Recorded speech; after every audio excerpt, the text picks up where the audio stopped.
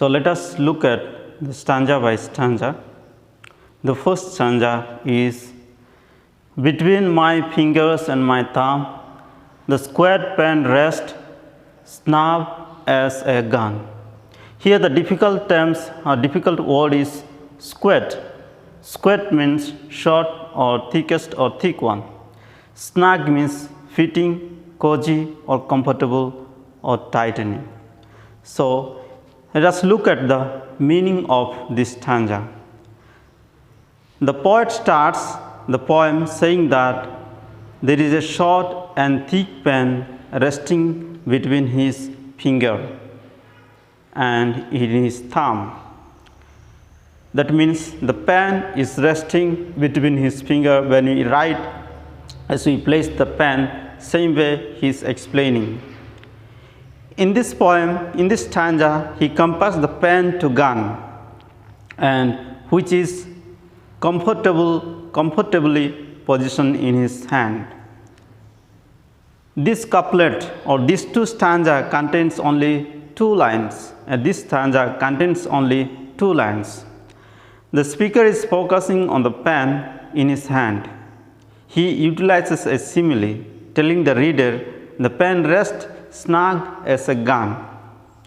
The reference to the gun is no coincidence.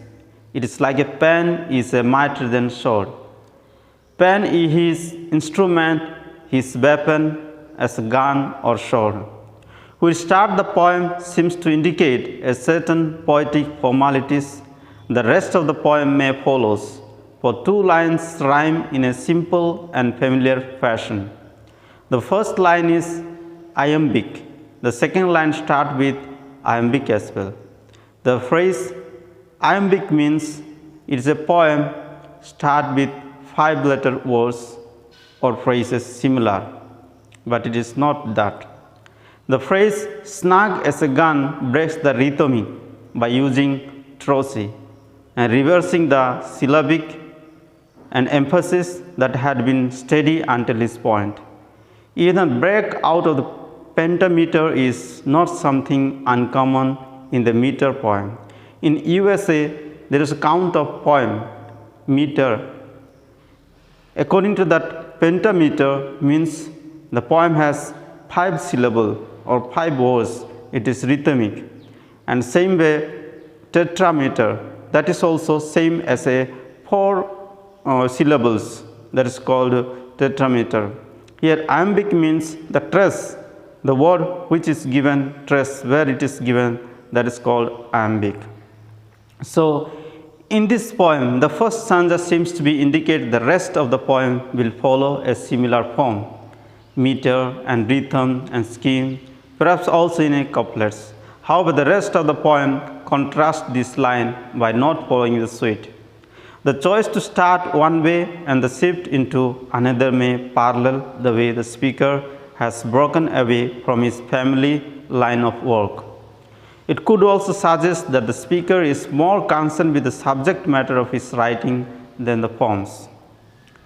A non-rhyming couplet, the opening line sets the scene, giving a close-up for the reader of the speaker's fingers and thumb holding a pen. The pen is powerful and full of life-changing potential.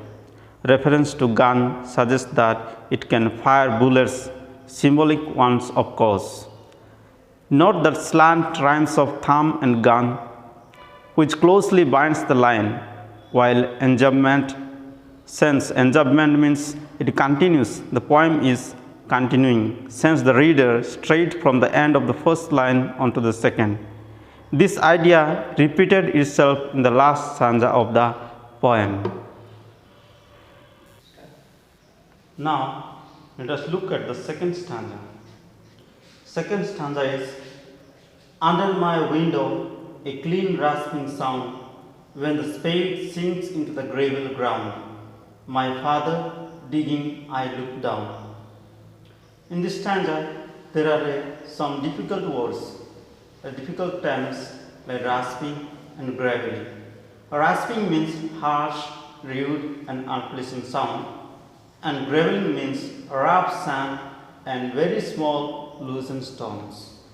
So, the meaning of the stanza: under my window a clean rasping sound, when the spade sinks into the gravel ground, my father digging, I look down. The meaning is that the speaker, the poet says that he hears rough, harsh sound under the window of his room, that is outside of the room. Says that sound is emanating or coming from the act of digging, the rough. The worker who is here, worker is none other than his father. When the speaker or the poet looks down and sees his father is working and making noise. In this stanza, there are 3 lines, with third and fourth line fully rhymed, which points to the strong bond stretching away from the tetrameter of the opening 2 lines. These are pentameters, allowing for more content. The speaker can hear someone digging into the soil, that is his father. It must be a familiar sound to the speaker. He knows it even before he looked down. Again, in this stanza comes continuous, because there is no full stop. Again, enjambment helps the flow of a meaning between lines or between stanza. In this stanza, the speaker hears the sound of his father as a gardener doing the spade work. And he was doing in the garden the work, the speaker hearing the sound of his father's garden spade sinking into his gravel ground. He gazes down at his father while he was working in the garden. There is no punctuation at last line in this stanza 2. That means it is continued. It is a enjambment. So now let us look at the stanza 3. Stanza 3. Till his straining rams among the flower beds, bends low, come up 20 years away, stooping in rhythm through potato drills, where he was digging. So in this stanza, there are some important or some of the hard words like ramp, strain, stooping, and drill. Here, ramp means the backside or bump of buttock.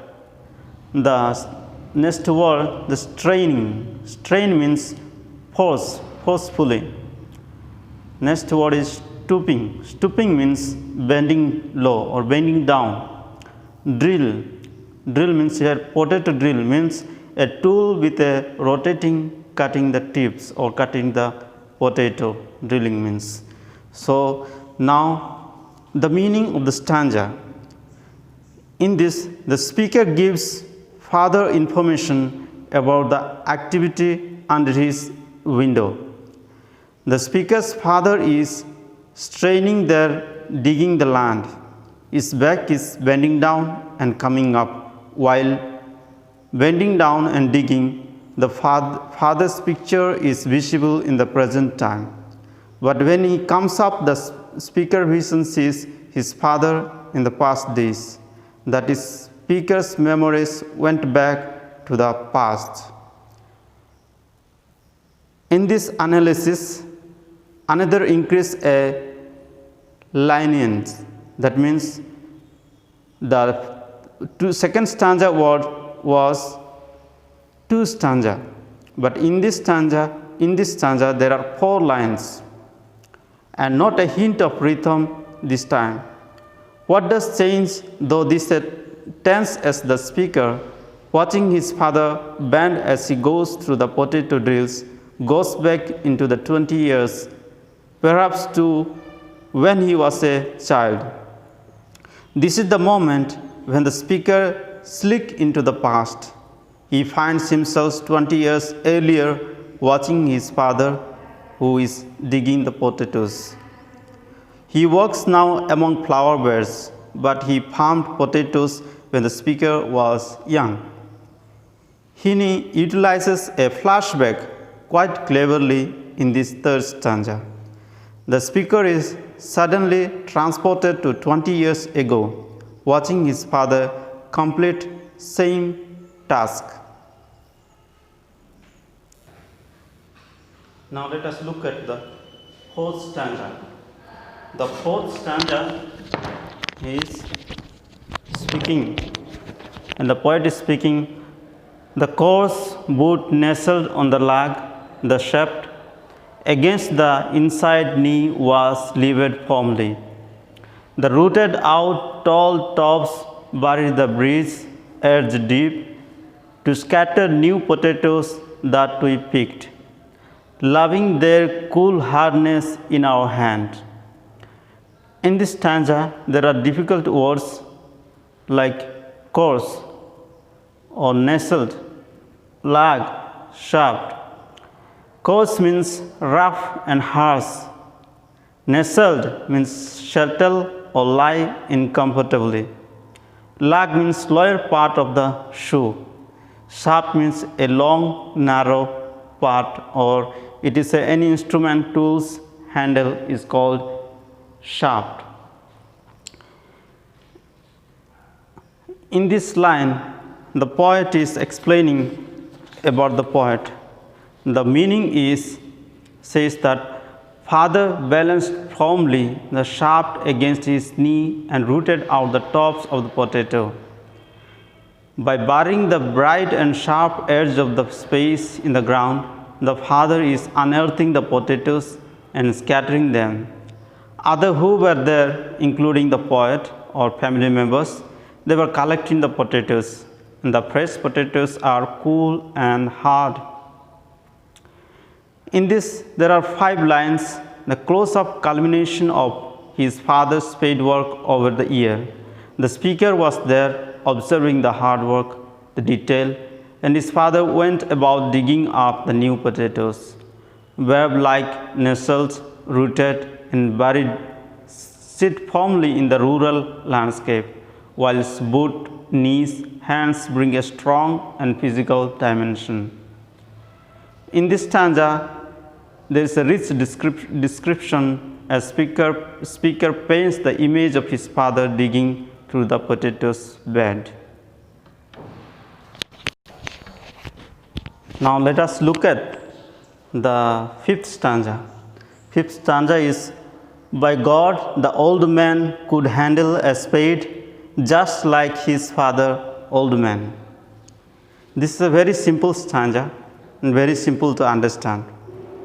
The meaning is, the poet says that the old man here is his father, was handling the spade just like his father. Here is just like his father. When he says, it is referring to his poet's grandfather.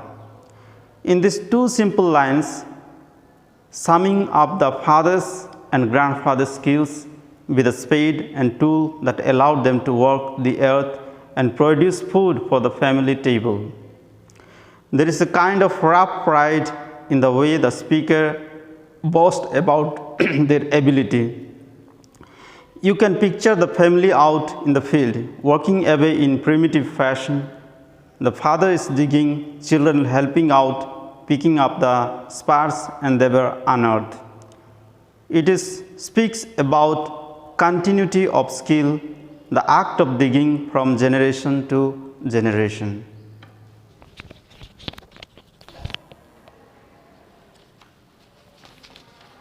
Here we go to the 6th stanza. 6th stanza is, my grandfather cut more turf in a day than any other man on a tanner's bog. Once I carried him milk in a bottle, corked slowly with paper. He straightened up to drink it, then felt right away, nicking and slicing neatly, heaving short over his shoulder, going down and down for the good turf digging. In this stanza, there are difficult words like turf. Turf means grass and surface layer of the earth held together by its roots. Bog, an area of wet muddy ground that is too soft to support a heavy body. cork, a substance obtaining from the outer layer of the bark. Sloppy, carelessly, muddy and untidily and loosely. Nicking means contrasted with cutting and cleaving of a single. Slicing means cutting into pieces. Heaving means to lift up a heavy object over your shoulder. Salts means grass. Pit means a brown soil that contains organic matter such as decomposing vegetables. The meaning of the stanza, the poet is saying that his grandfather cut more grass or turf in a day than any other man of their area. Tonner's bogs where the poet's family owned their farm. Poet once a child carried him a bottle of milk to grandfather. The bottle was covered with a piece of paper. The poet grandfather drank the milk and again immediately fell back to his work, cutting the grass and throwing it over his shoulder. The poet's grandfather used to go on digging the land farther and farther to find the good turf or good starf. In this lesson, there are 8 lines contained in the stanza, the longest in the poem. In this moment, the speaker marvels at the grandfather's strength and calls him the most efficient man on the bogs where he worked. This may be exaggeration, but it demonstrates the speaker's conviction about his family's hardworking nature.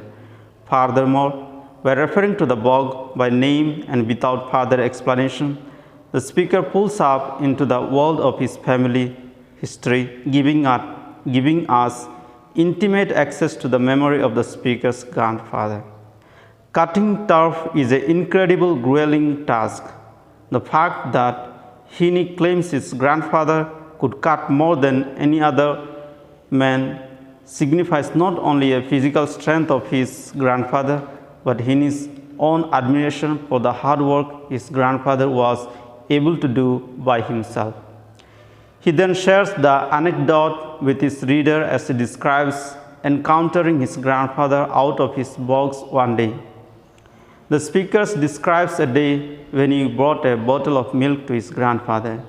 His grandfather barely stopped his work, quickly drinking the milk and then returning to digging and cutting. In this stanza, the speaker looks at his grandfather through the eye of an awestruck child. He remembers his grandfather mostly for strength and endurance. He also remembers the way grandfather drinks the milk the speaker brought him. Milk often symbolizes the sustenance. This moment is no exception. This moment shows the cyclical connection between sustenance and work, because the sustenance allows one to produce more sustenance to provide for one family. With the introduction of the grandfather, the speaker takes the reader deep into ancestral history. This time is not the potato being dug or pit, nor local as a turf which were dried, used for fuel in the winter's time. The opening 2 lines are child tribute to the idealized iconic figure with the family and local hero, the grandfather, the champion of turf cutter. The Tonner's bog is the name given to the piece of peat bog not far from Heaney's birthplace, the village of Belagi in County Berra. This stanza brings reader intimately into a detailed scene where grandfather is out on a bog with his spade and comes someone with a drink milk in a bottle. The memory is vivid. A speaker's observation as keen as the slicing edge of the spade. Heaney uses the enjambment in this stanza, particularly apt, working within the syntax to produce relevant flow and pause. Note the repeat of the title word. Let us look into the 7th stanza. The 7th stanza is the cold smell of potato mold, the quench and slap.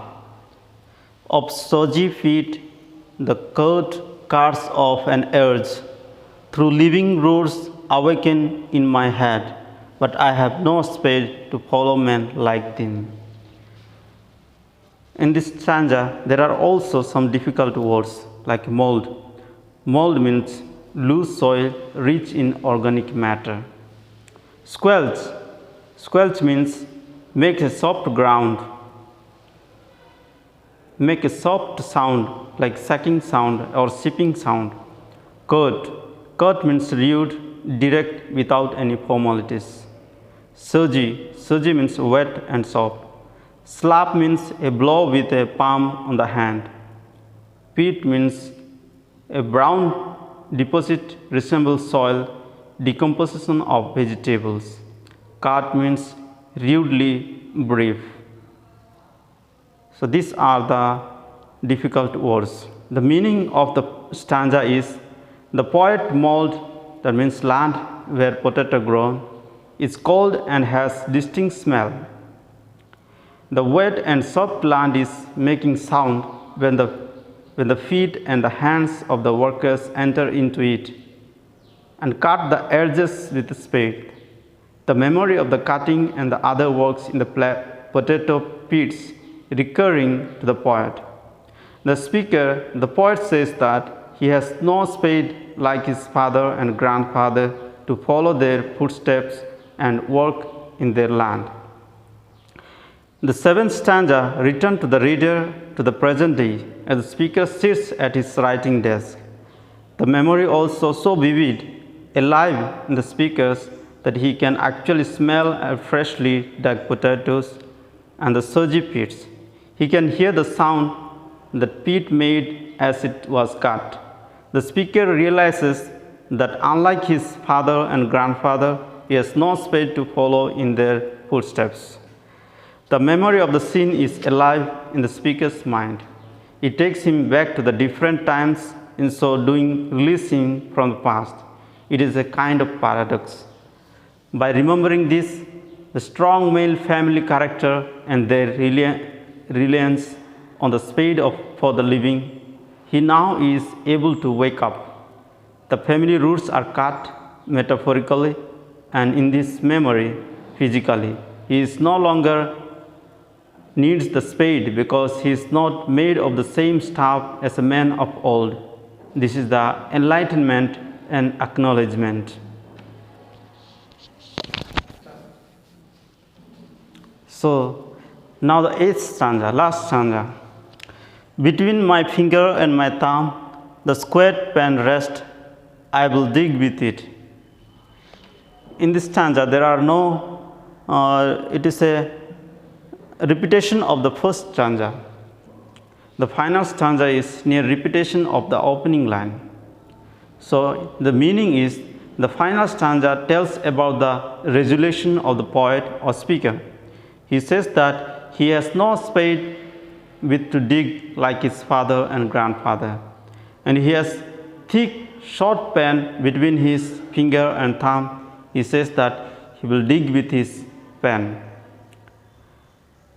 The speaker again feels the pen between finger and thumb is now committed to work with it, dig into his heart and mind and produce poetry.